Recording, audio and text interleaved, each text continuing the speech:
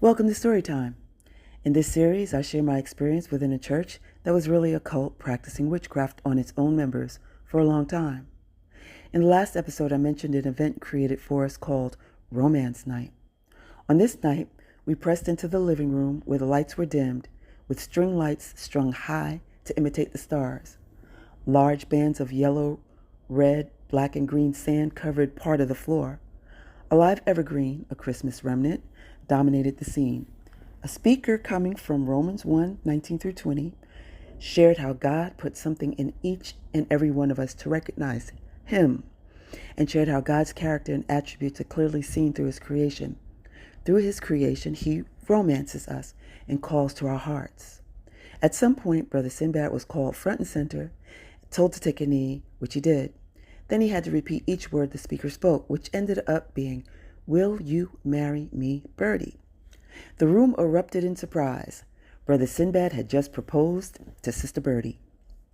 Birdie was tall, golden, and beautiful, with a beautiful voice, and Sinbad, tall, dark, and handsome, was fearfully and wonderfully made.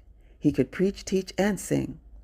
On the surface, the match screamed gospel power couple, but my first thought was, a blind man in China could see that this isn't going to work. Lucius, as of late, seemed to have some friction with Sinbad. I don't know what it was about, but Sinbad was not backing down. So this opportunity for him to marry came as a surprise.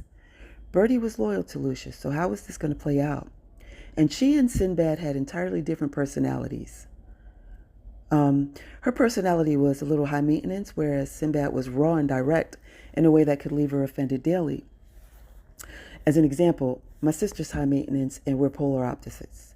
She'd come home daily from work and ask, "Did you miss me?" Or "Did you think about me?" Or she'd text that to me when I'm at work. And she was serious. Now, the Sinbad in me would say, "Not really," and then wonder why I'm getting scowls and a cold shoulder.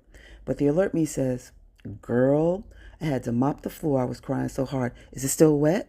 And have her laughing. Different personalities, wired differently, no right or wrong. It just takes wisdom and a willingness to navigate the differences. However, to be suddenly married to a personality so opposite your own would slow you down, not to mention the question of loyalties arising. Not too long after, Lucius called off the wedding. I wouldn't know why for many years. Even though I made a mental note of some things, I didn't understand the magnitude of what I was seeing. Sometimes when you believe the best for others, you subconsciously overlook their shortcomings. God's perfecting us all, me included. But what do you do when God Himself allows you to see things as He sees them, and what He shows you is not good? Like and subscribe for more story time.